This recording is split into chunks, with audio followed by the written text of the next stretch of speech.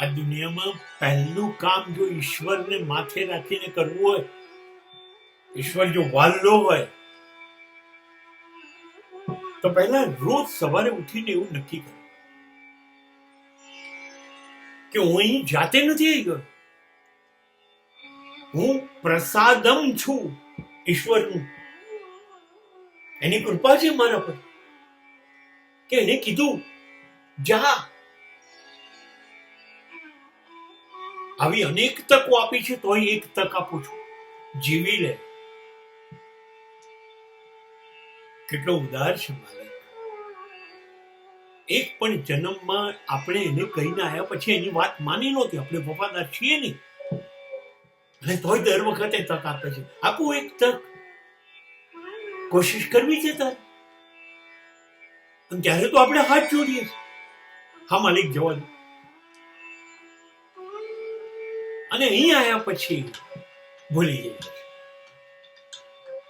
કોણ માલિક.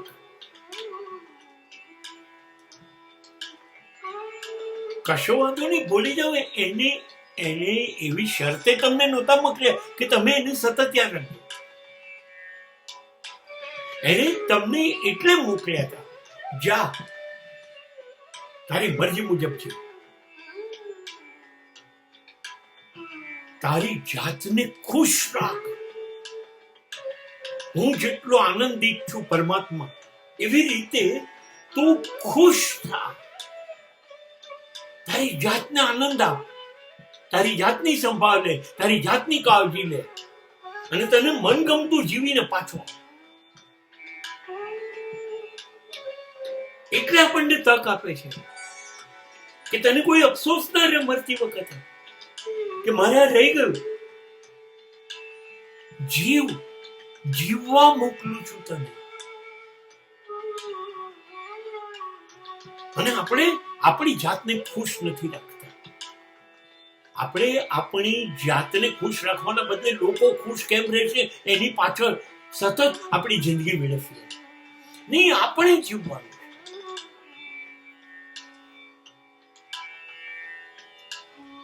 તમારે ઈશ્વર કેવો છે? અનહદ સુંદર. તમારે તમારી જાતને ઈશ્વર જેવી બનાવી છે, એટલે તમારે બહુ સુંદર બનવાનું છે. ખાસ યાદ રાખો, you are A unique one. અને તમારે સુંદર બનવાનું. આપણે સુંદર બનતા આપણને નથી આપણો ચહેરો, નથી આપણું શરીર, નથી આપણી વેશભૂષા, નથી આપણી કેશકલા. અરે રૂપા બનવું એટલે બહુ ચમકદાર નહીં, આપણને આપણે ગમતા થઈએ એવા બનવું.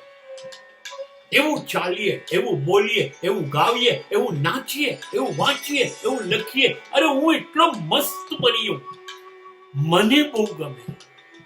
અને હું રોજ અરીસા સામે જોઈને એક વખતે બોલું, હું મને બહુ પ્રેમ કરું છું, હું બહુ ગમું છું. એ કહેવાય નહીં. એટલા માટે એને કહ્યું હતું કે જ્યાં તને મોકલું છું, તો મારું સંતાન છું, શ્રેષ્ઠ બનવા મોકલું છું, સુંદર બનવા મોકલું છું. જીવીને પાછો આવો, મજા કરીને આવો. હું તને એવું નથી પૂછતો તારી કેટલી ભૂલો થઈ. હું તને એવું નહીં પૂછું કે તે શું ખોટું કર્યું. મારે તારા પાપનો હિસાબ નથી કરવો. તું બહુ જ સરસ જીવીશ ને, એટલે મેં તને મોકલ્યો, એનો બદલો ચૂકવીએ. અને જો ઈશ્વરની આ વાત માનીએ તો આપણાથી વધારે પુણ્યશાળી જીવ આ પૃથ્વી પર કોઈ નથી. એ ખાસ યાદ રાખીએ.